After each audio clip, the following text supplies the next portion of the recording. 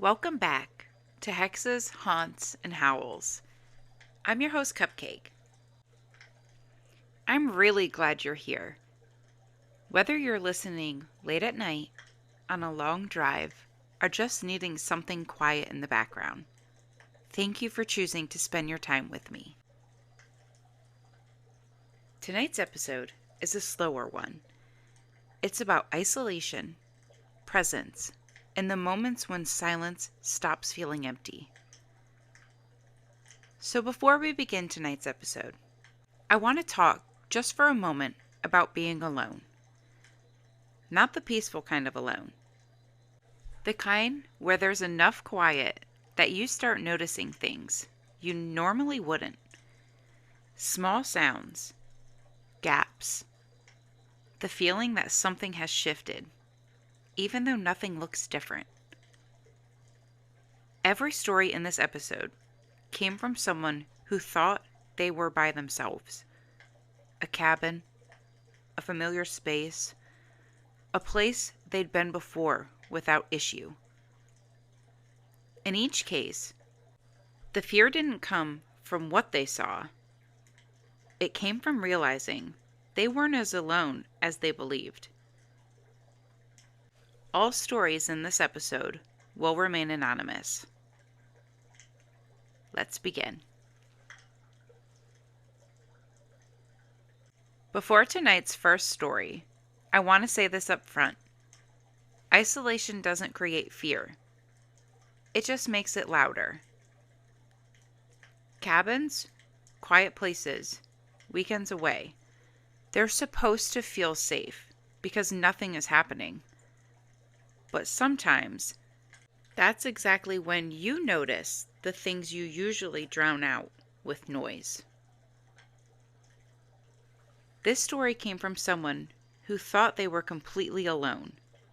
No neighbors, no reason for anyone or anything to be nearby. They were wrong.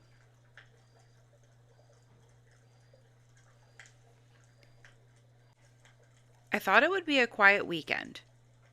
Just me, the creek, and the old cabin I'd rented for a few days of hunting and solitude. But the first night, I heard it. A movement along the creek. Soft, deliberate. Almost like someone stepping carefully over rocks. Not loud.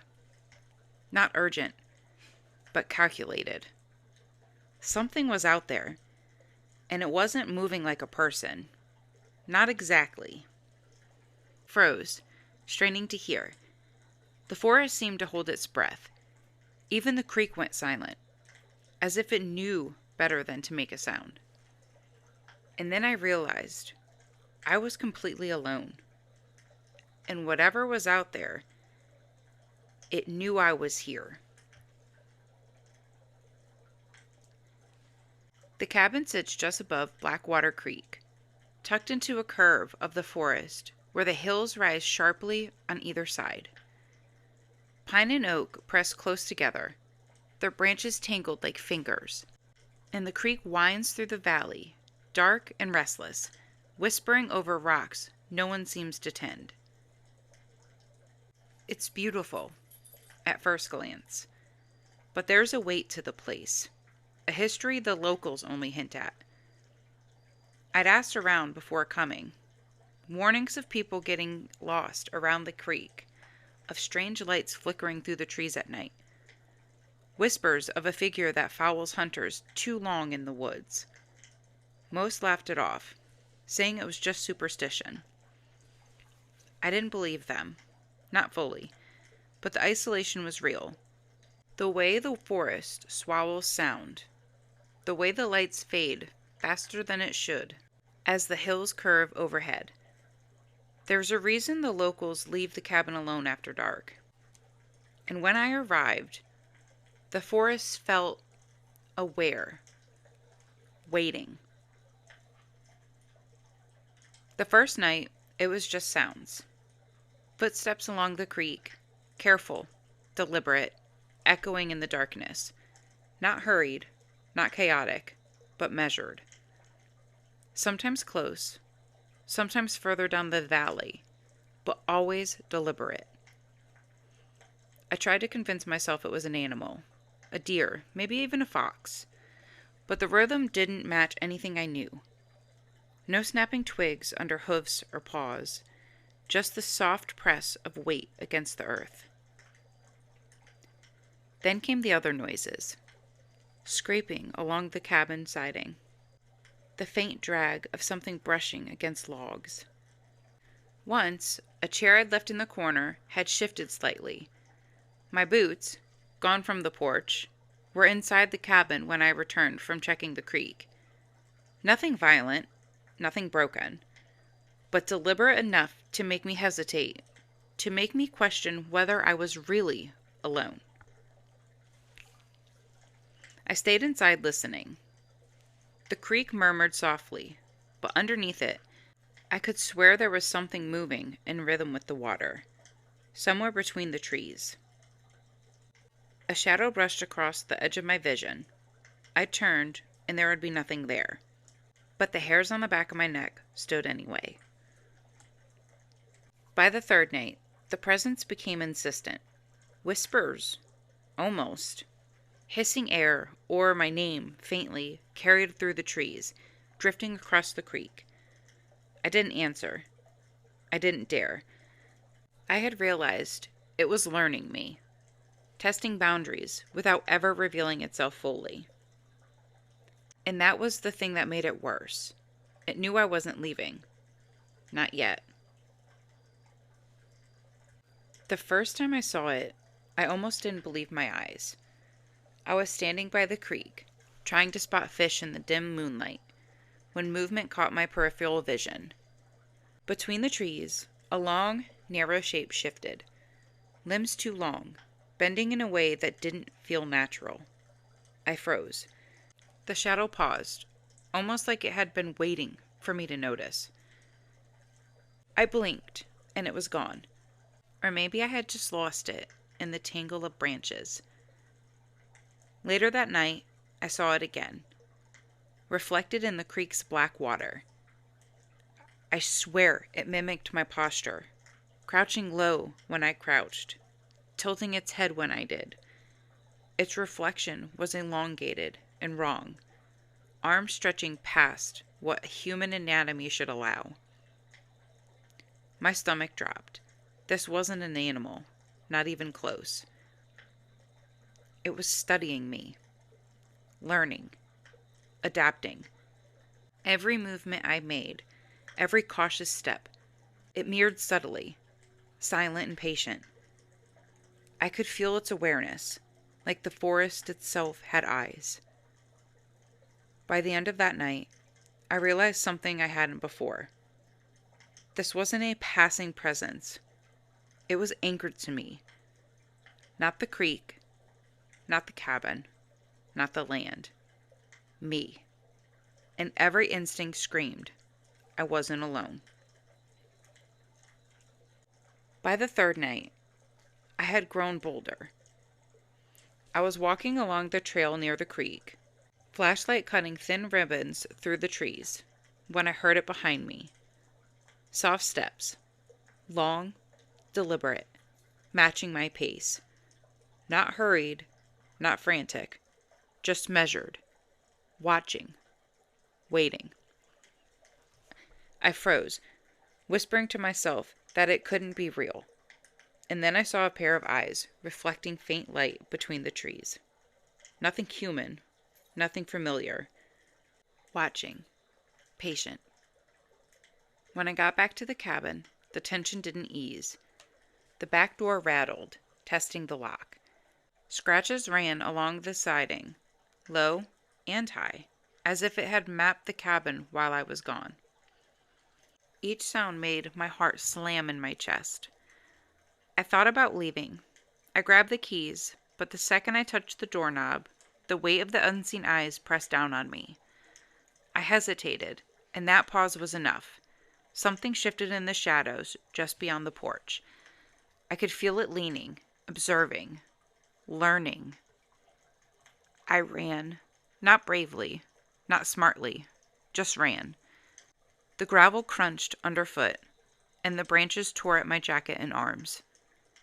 Behind me, low, careful steps followed, keeping pace, waiting, never overtaking. When I reached my car, I dove inside, slammed the door, and started the engine.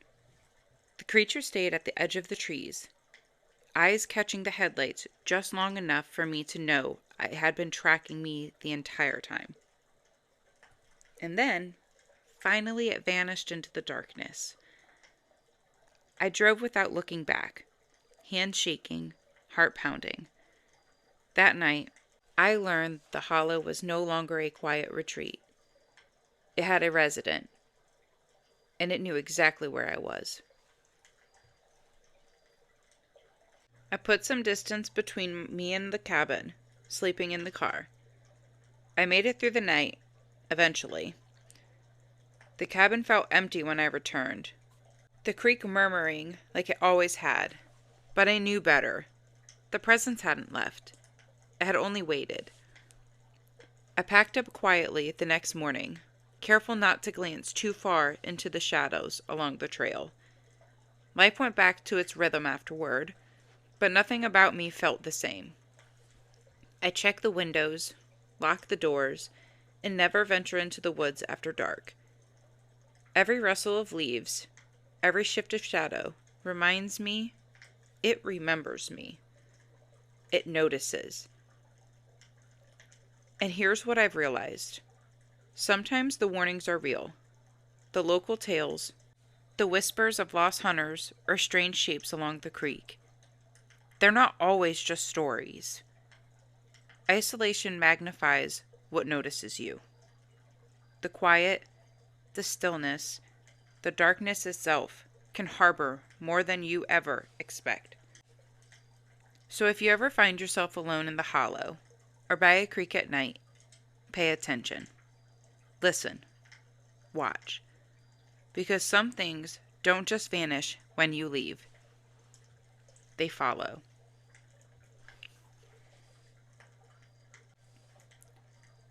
When people talk about places like this, they usually say the quiet was the best part. But quiet isn't empty. It's just uncluttered. Sometimes the woods don't need to do anything dramatic to remind you they're there. Sometimes all it takes is realizing the silence changed, and you didn't notice when. And if this one left you feeling uneasy, that's probably the point.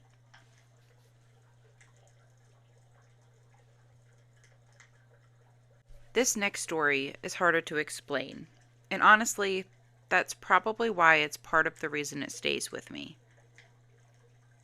Not every encounter looks like something. Some of them feel like a space being taken up where nothing should be. Like something learning the shape of your life without ever stepping fully into view. When this listener sent their experience in, they didn't talk about seeing a creature. They talked about knowing something was there, moving, waiting, adjusting. And once you notice that kind of presence, it's almost impossible to forget.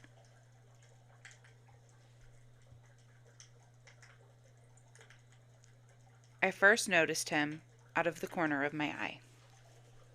Just a shadow at first. A tall, thin shape standing between the trees at the edge of the hollow. I froze. My heart slammed in my chest, and every instinct told me to look away. But I couldn't. It didn't move. Not like an animal. Not like a person. Just stood there. Hunched slightly, as if leaning against the darkness itself. I blinked, and it was gone. Or maybe I just couldn't see it anymore. I've been back home for months, but I still see that shape sometimes in the dark.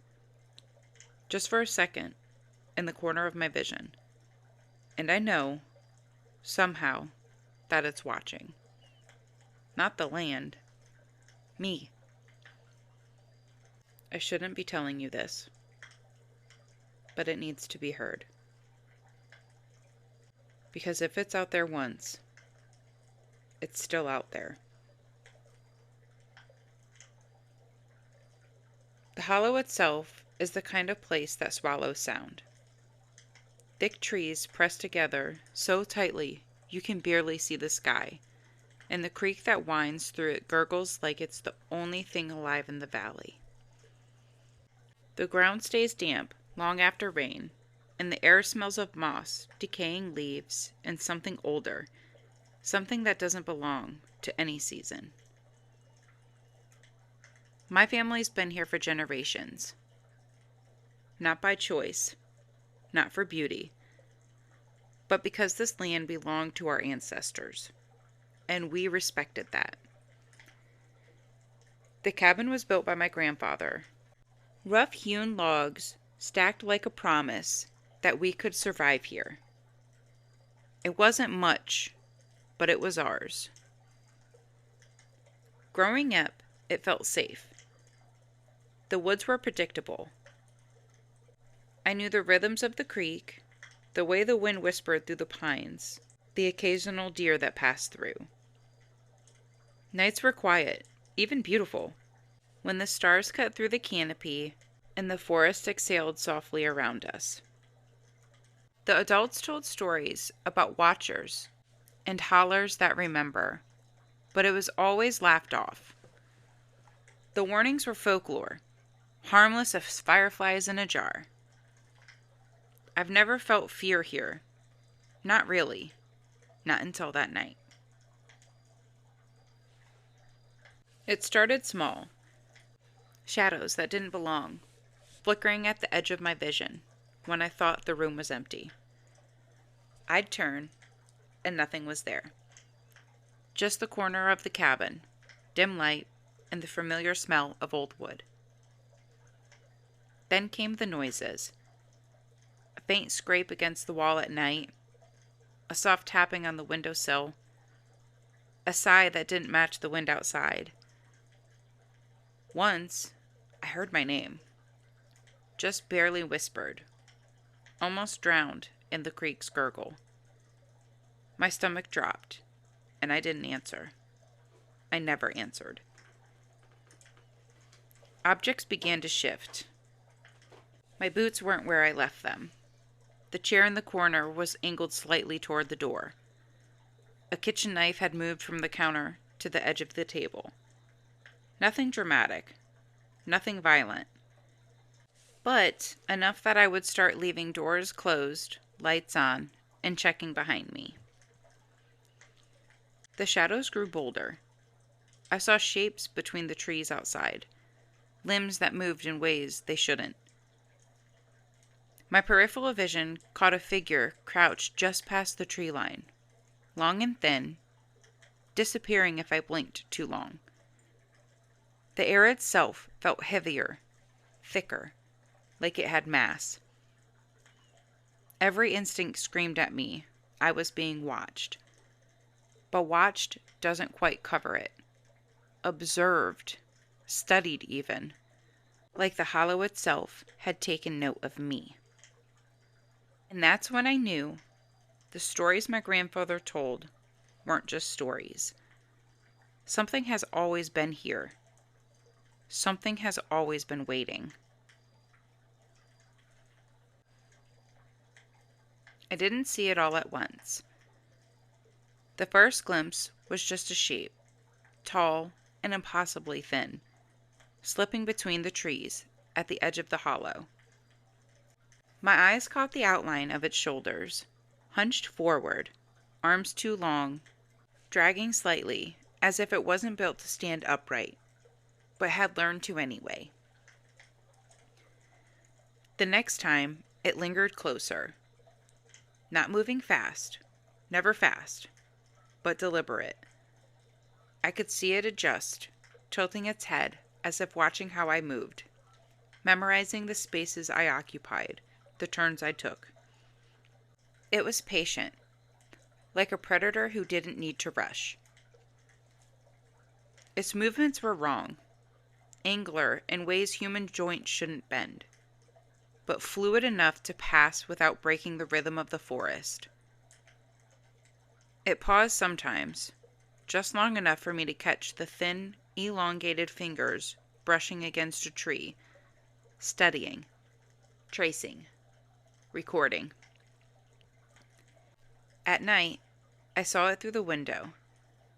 One arm lifted slowly, pointing, or maybe testing the glass. Its head tilted again, eyes reflecting the dim light from inside.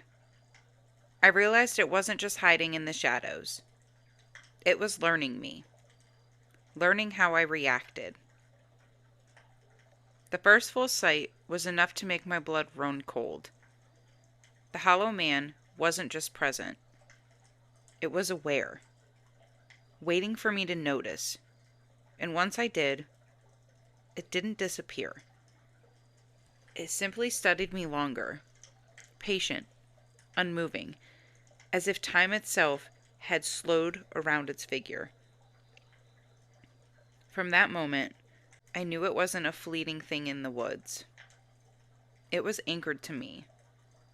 And every move I made, it would be observed. That night, it was bolder.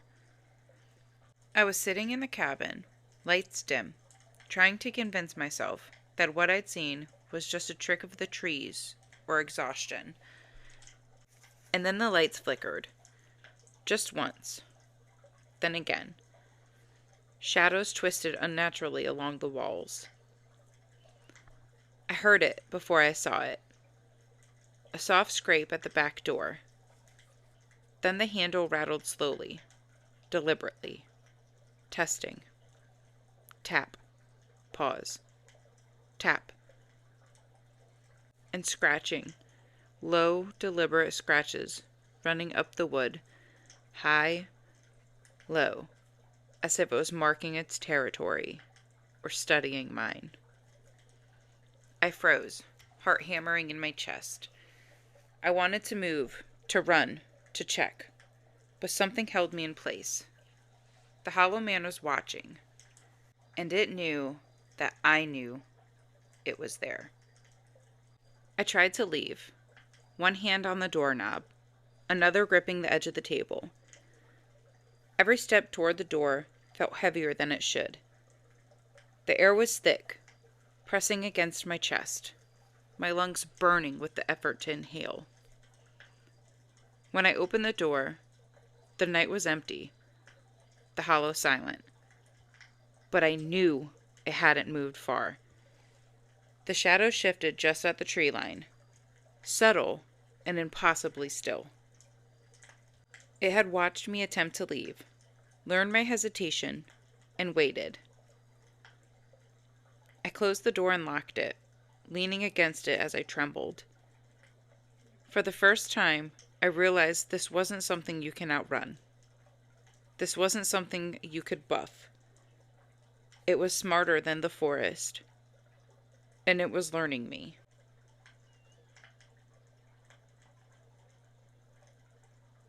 We left the hollow the next morning. Not in a rush exactly, but careful. Every step felt measured, like I was retracing a path it had already studied. The cabin disappeared behind us, swallowed by the trees, but the memories of those thin, hunched limbs stayed with me. At home, life returned to its rhythms, but I didn't. I sleep with the lights on, doors locked, blinds closed. I don't answer my name if I hear it called from somewhere it shouldn't. Shadows feel heavier. Sounds feel closer. The hollow man didn't follow me across state lines, but it didn't need to. It left a mark, and that mark never fades. And here's what I've learned. Fear doesn't always vanish once the threat is gone. Some things watch, patiently waiting for the moment you forget to be careful. The scariest part isn't the encounter itself. It's what it leaves behind. In your mind, in your instincts, in the spaces you once thought safe. So pay attention to what notices you. Sometimes that's enough.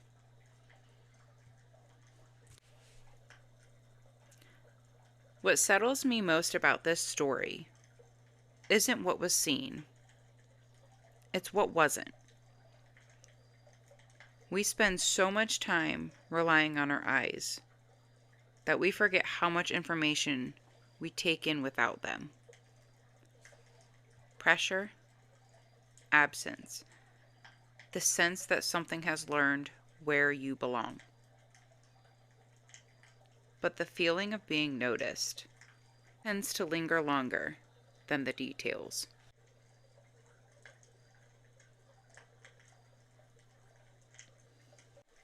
Before you listen to the last story, I need you to understand something.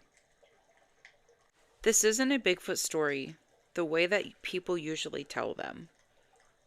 There's no quick sighting, no single moment you can point to and say, that's when it happened. This is about time, distance, and the slow realization that something in the woods wasn't just watching, it was following. The person who shared this with me truly believed they weren't going to make it out that night. And after reading it, I understand why. Take a breath before this one. You're going to need it.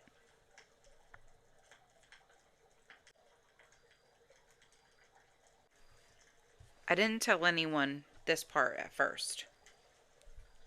When I finally made it back to my truck, when my hands stopped shaking enough to get my keys into the ignition, I thought that was the end of it. I sat there for a long time, engine running, headlights cutting through the trees, waiting for something to step out in front of me. Nothing did. So I drove, and I drove fast. Gravel popping under the tires, branches scraping the sides, my heart still pounding so hard it felt like it was knocking against my ribs from the inside. I remember laughing once, just a short breath of it, the kind that slips out when you realize you're still alive. That laugh didn't last long. Because even then, even as the woods thinned out and the road widened, I had this feeling I couldn't shake. That whatever I'd seen back there wasn't finished with me. I didn't feel chased. I felt followed. Not in the way you see in movies. No footsteps behind me. No shapes darting between trees. Just a pressure. Like being watched from very far away. And very patiently. I got home after sunrise. Didn't bother unloading my gear. I just locked the truck, went inside, and stood in the kitchen with the lights on, listening to the house settle. That's when I noticed the smell. Damp. Earthy. Like wet leaves and old bark. I told myself it was still on my clothes, that I'd drag the woods home with me. I showered. I scrubbed until my skin burned. The smell stayed. That first night I didn't sleep. I sat on the couch with a rifle across my knees, staring down the hallway. Every sound felt louder than it should have been. The refrigerator kicking on, the walls ticking as they cooled. And then there was the knocking. 3 soft sounds. Not on the door, on the side of the house. I didn't move, didn't breathe, just listened. Nothing else followed. No footsteps, no scraping. Just silence so thick it felt intentional. Like something waiting to see if I'd respond. The next morning, I'd walk the perimeter of my place. Muddy ground, pine needles, and deer tracks everywhere. and something else. Long impressions in the dirt near my bedroom window. Too narrow, too deep. Like something had been standing there for a while, shifting its weight. I told myself it was an animal. A trick of erosion. Anything but what my gut already knew. Because the thing I saw in the woods wasn't built like the stories. It wasn't massive. It wasn't bulky. It was wrong in a different way. Too thin. Limbs stretched tight over bone. Chest sunken in like it hadn't eaten properly in a long time. When it moved, it didn't crash through the forest. It slipped through it, quietly and efficiently, like a hunter that had learned patience the hard way. And hunters don't just stop because their prey gets away once. The sound started after that. Branches snapping just out of sight. Soft impacts against the siding at night. Never hard enough to do damage. Just enough to be heard. Sometimes I'd hear something outside my window, breathing slow and steady, like it had all the time in the world. I stopped going into the woods, stopped hunting, stopped talking about what happened.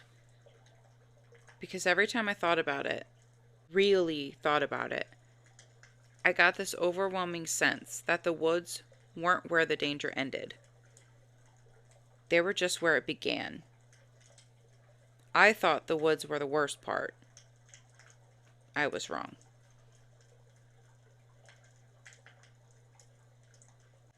Before I tell you what happened, you need to understand the land. Not just where it was, but what it felt like to be there. The cabin sat deep in the Appalachian Range, far enough off the nearest paved road that you had to slow to a crawl just to keep from tearing the undercarriage off your truck.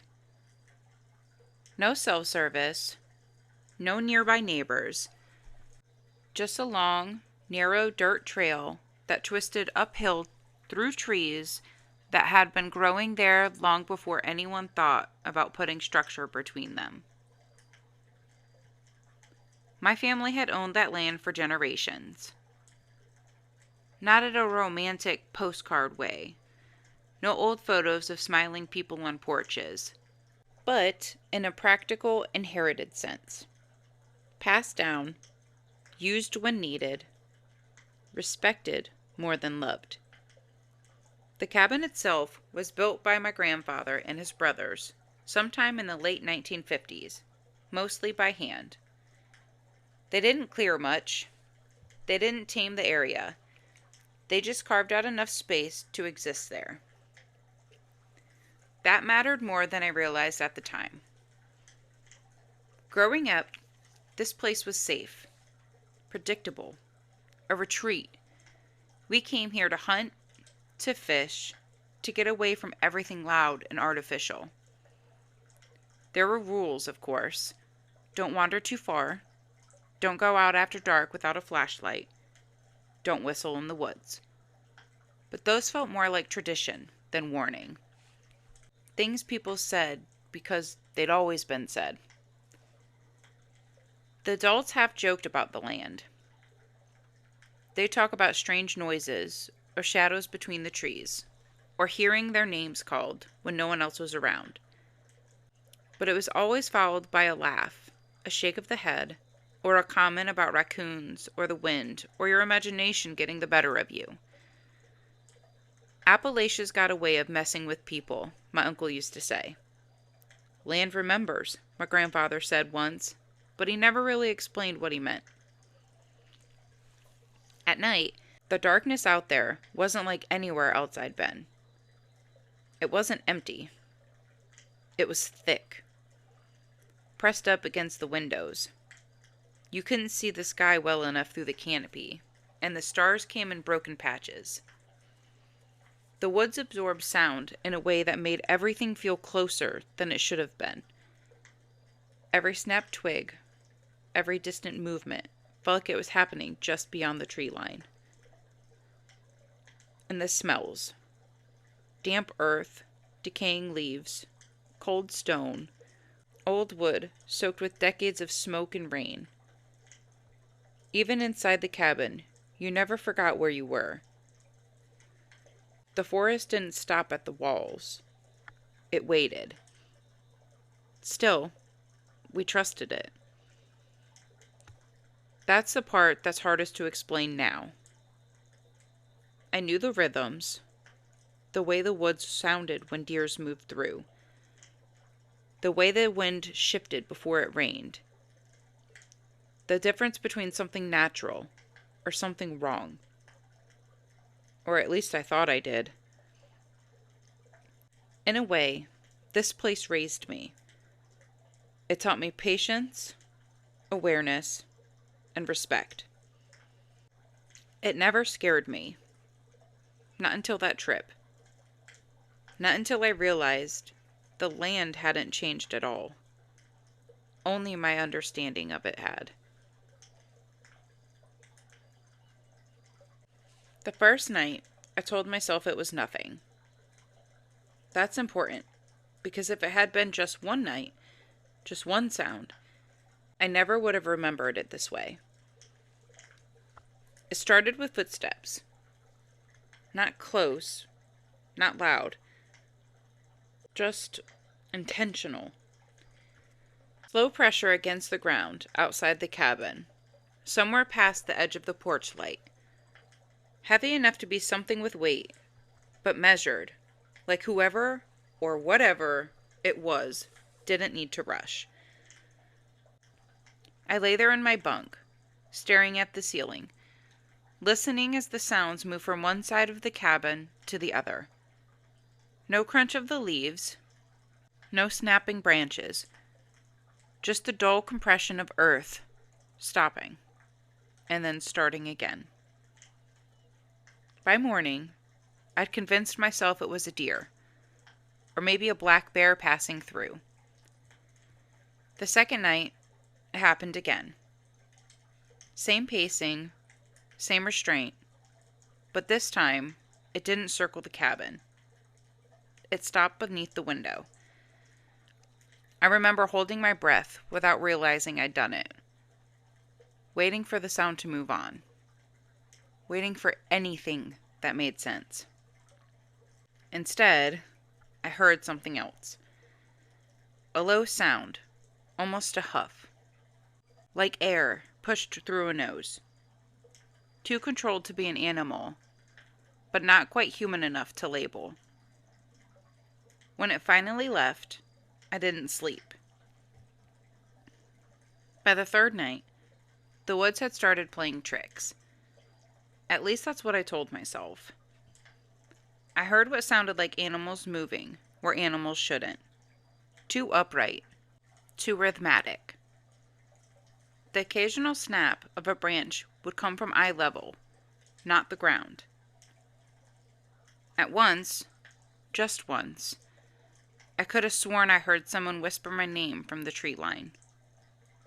Not clearly, not loudly, like it was testing the shape of it. I didn't answer.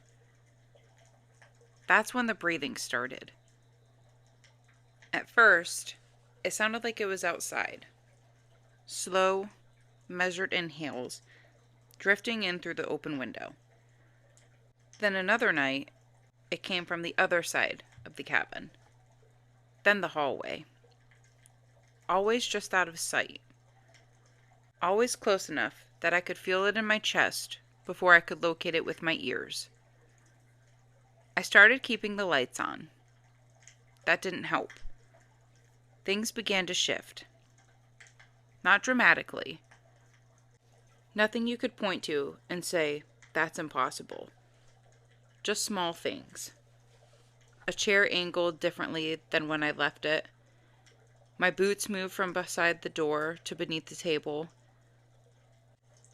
A knife I had always kept on the counter resting instead on the windowsill. I tried to blame myself, tried to believe I was sleepwalking, or forgetting, or letting the isolation get to me. But the feeling in my body said otherwise. My stomach stayed knotted. Food made me nauseous. My head ached constantly, like pressure building behind my eyes. And no matter how tired I was, sleep never felt deep, like something was waiting for me to lose awareness. The worst part was the watching. You know when someone's eyes are on you, even before you turn around? That sensation followed me everywhere. Outside, it felt like the trees leaned in, like the forest wasn't just around me, it was focused on me. Inside, I caught myself glancing toward corners I'd never paid attention to before. Doorways felt crowded, shadows lingered too long, and still, nothing happened. That was almost worse. No attack, no confrontation, just presence. Pressure. Like something had noticed me and decided to take its time. By the fourth day, the land started leaving proof. That's the only way I know how to describe it. Up until then, everything could be blamed on nerves, on imagination, on being alone too long with too much quiet. But when I stepped outside that morning, the ground told a different story. Tracks. Not scattered, not wandering, purposeful. They circled the cabin in a wide loop, pressed deep into the soft earth where rain had fallen the night before.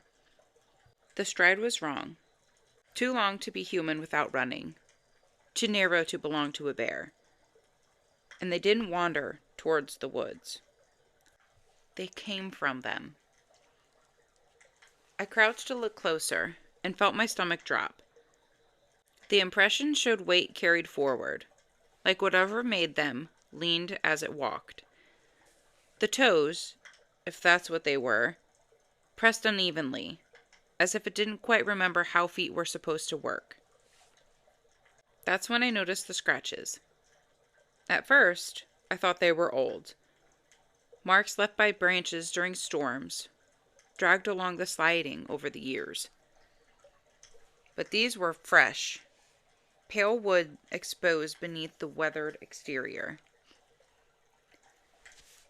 And they weren't all at the same height. Some were low, near the foundation. Others were chest level.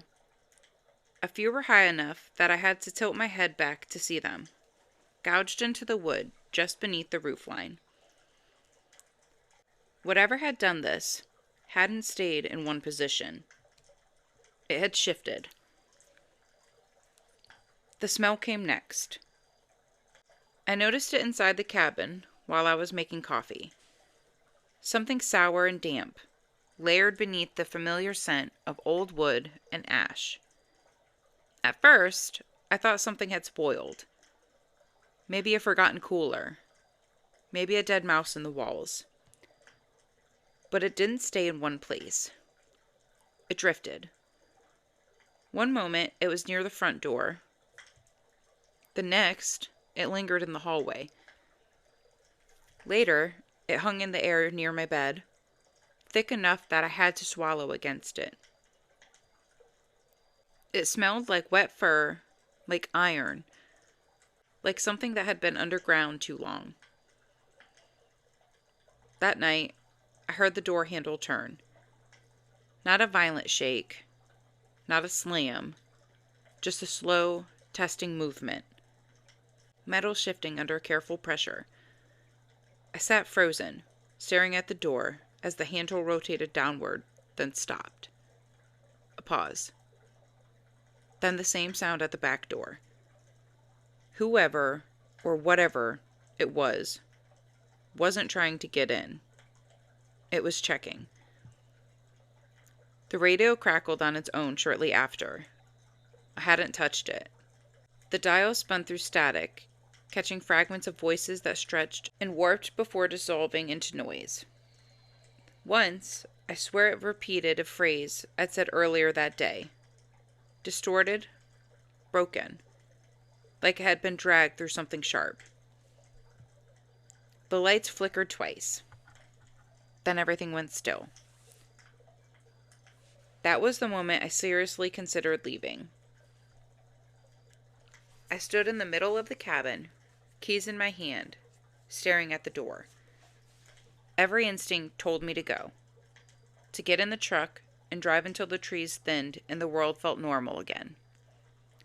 But something else pressed down on me. A heavy certainty that leaving in the dark, with whatever was out there, fully aware of me, would be worse. The cabin had always been a shelter. Now it felt like a line I wasn't sure I could cross safely. So I stayed.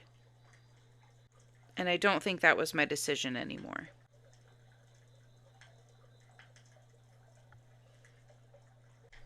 I didn't see it all at once. That matters. If I had, I would have screamed, or run, or done something loud and stupid that I wouldn't have survived. Instead, it came together in pieces, small enough that my brain tried to explain them away. The first thing was movement, where movement shouldn't have been. Something shifting between the trees at the edge of the clearing. Too tall, too narrow, sliding behind the trunks without disturbing the branches. I only caught it out of the corner of my eye, just long enough to register arms hanging too low, legs that hesitated before committing to a step. When I turned my head fully, there was nothing there. I told myself it was the shadows, depth, fatigue. Later, inside the cabin, I saw it again. This time, in the window. The lights were on, turning the glass into a dark mirror. I was looking at my own reflection when something moved behind it. Not fast, not panicked, measured. The distortion of the glass stretched it thin, but I could make out the slope of its shoulders, the length of its torso.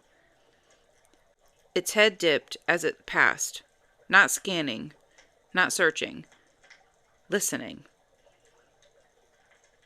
Then I heard something brush the side of the cabin.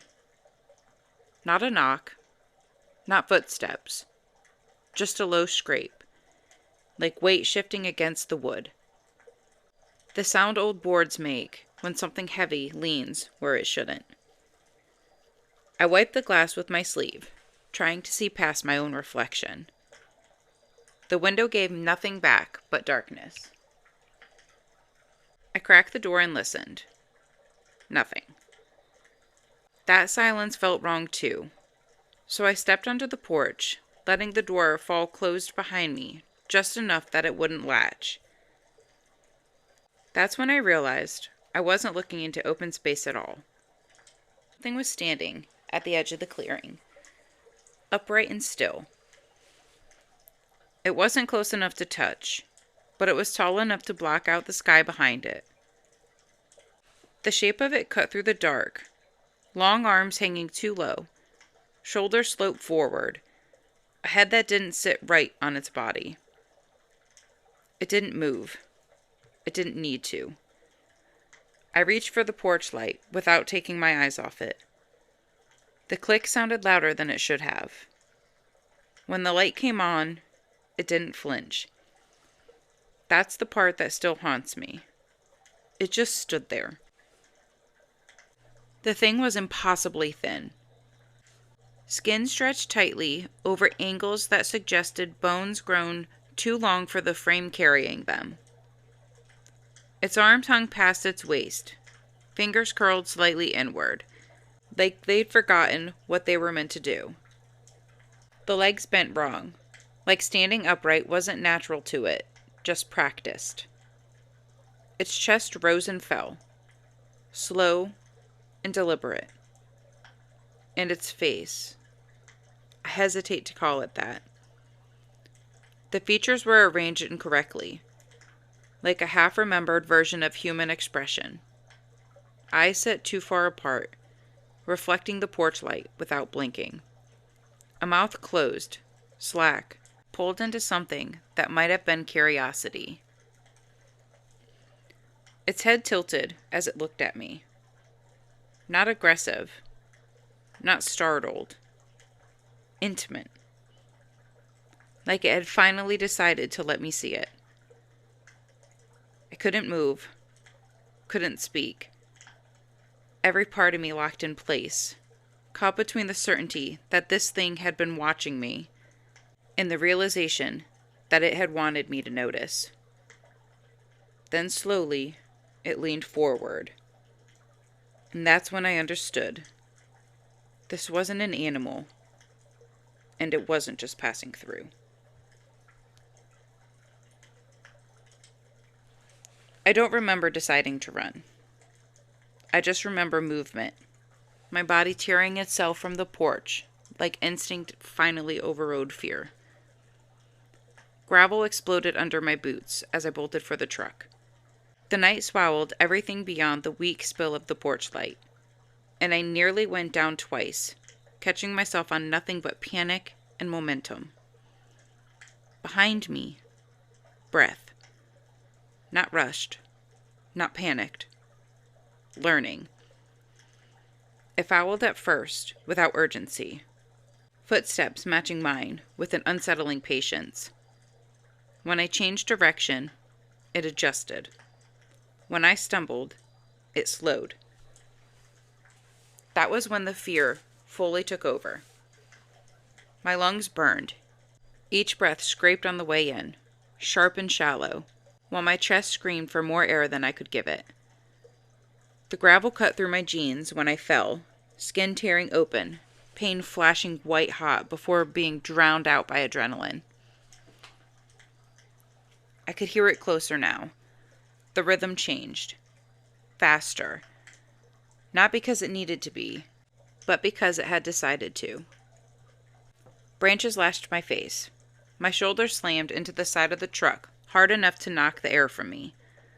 I fumbled the keys, hands shaking so badly they felt detached from my body. There was a sound then. Low, wet, almost pleased. The door flew open. I dove inside and slammed it shut, just as something hit the side of my vehicle. The whole truck rocked. Metal groaned. The window shuddered. I twisted the key. Nothing. Again. The pounding came next. Not wild, not frenzied. Slow, methodical, like it was testing the strength of the glass, the door, the frame. Each impact traveled through the seat and into my spine. I looked up. Its face was inches from the driver's side window. The porch light caught its eyes, and for the first time I saw something shift behind them. Not hunger, not rage. Understanding. It pressed its head closer, fogging the glass with warm breath, studying my reactions. One long finger traced a line down the window, nails scraping softly, as if memorizing the barrier between us. The engine finally turned over. The sound changed everything. The thing recoiled, not far, not fast, but enough. I threw the truck into gear and tore down the drive, gravel spraying as the headlights carved panic tunnels through the trees. I saw it run beside me for a moment, not chasing, keeping pace. Then it veered off into the woods, disappearing like it had never been there at all. The road came too suddenly. Pavement under tires, open sky. I didn't stop driving for hours. By the time I did, my hands were numb. My clothes were soaked with blood and sweat, my mind struggling to catch up with my body. The radio was off. The world felt muted, distant, like sound itself had decided to give me space. I pulled over and sat there in silence. No woods, no shadows, just the steady hum of the engine and the terrifying knowledge that I had made it out, and the quiet fear that something had learned exactly how close it came.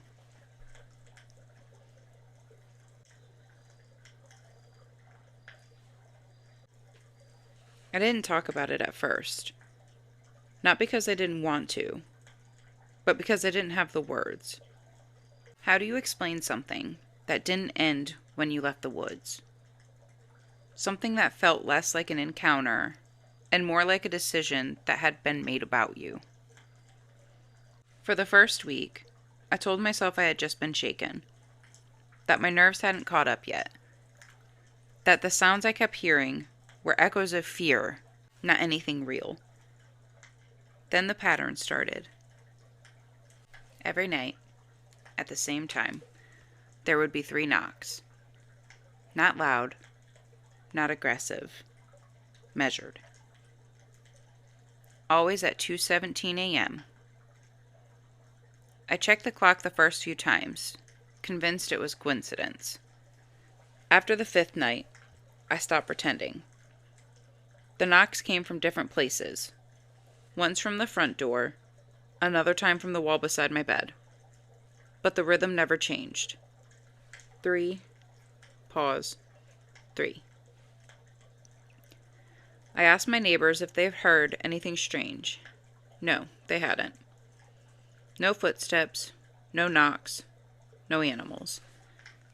One of them laughed it off and told me I was probably dealing with raccoons. Raccoons don't wait. They don't keep time. I started noticing it in reflections. Store windows, car mirrors, dark screens when the TV was off. A tall shape just outside of my field of vision, gone the moment I turned to face it. Always watching, never close enough to touch.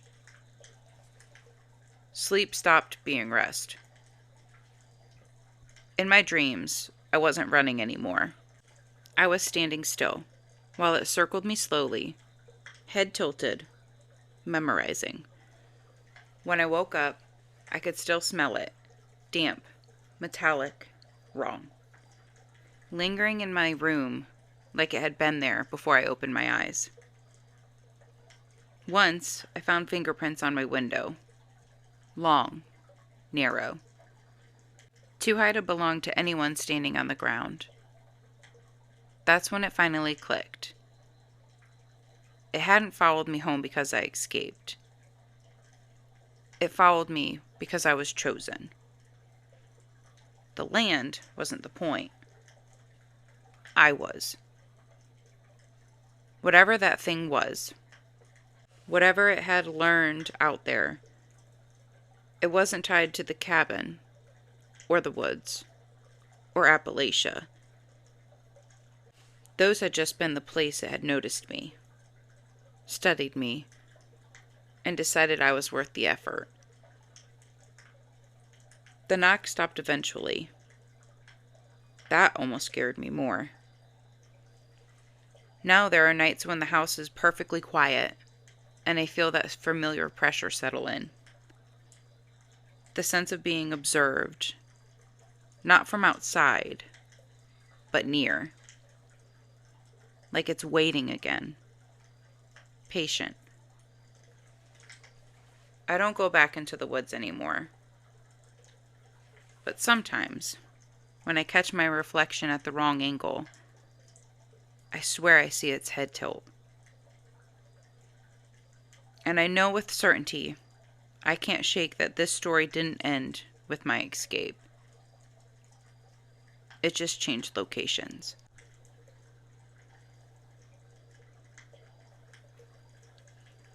My life looks normal now. That's the part people don't expect. I go to work, I answer messages, I smile at neighbors, and make small talk in grocery store aisles. From the outside, nothing about me suggests that something followed me out of the woods and never quite let go. But I live differently. I don't sit with my backs to windows anymore.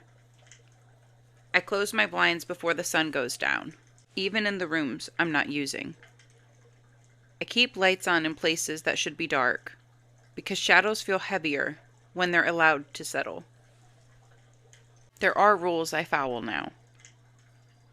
I don't respond to my name if I hear it called from somewhere it shouldn't be. I don't open the door after dark, no matter how polite the knock sounds.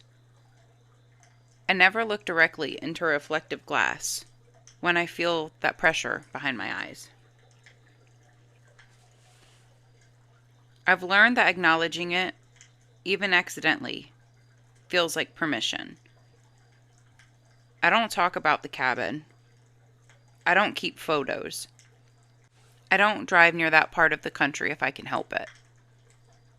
Not because I think it's waiting there, but because I know it isn't. Some nights, the air in my house shifts. Not enough to move anything, just enough to notice. The same way it did before the footsteps started, before the knocks, before I understood that silence doesn't mean safety. I'll be lying in bed, staring at the ceiling, listening to my own breathing. And then I'll realize I'm not alone in keeping time. So if you take anything from this, if there's one reason I'm telling it now, it's this. Pay attention to what notices you. Because some things don't need to chase. They just wait. And they don't always stay where you first meet them.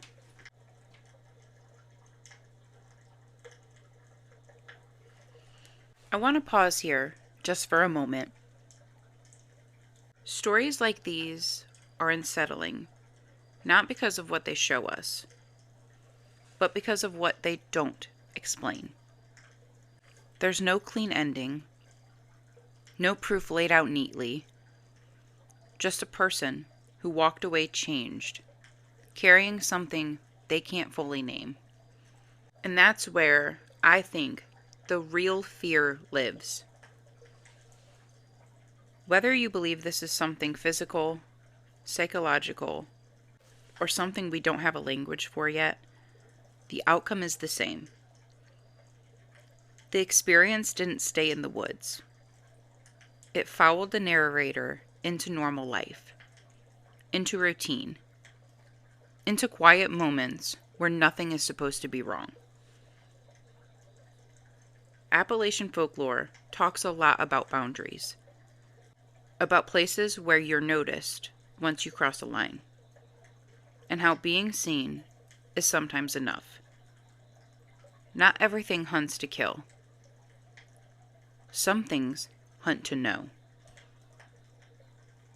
And maybe that's why stories like this linger. Because the scariest possibility isn't that something chased them. It's that it didn't have to. Thank you for listening, and thank you for spending this time with me. I never take it lightly when someone chooses to sit with these stories and really hear them. To everyone who submits their experiences, thank you for trusting me with something so personal. If you have a story that you would like to share, you can submit your stories to hexes, haunts, and howls at gmail.com. Again, that's hexes, haunts, and howls, all one word, at gmail.com.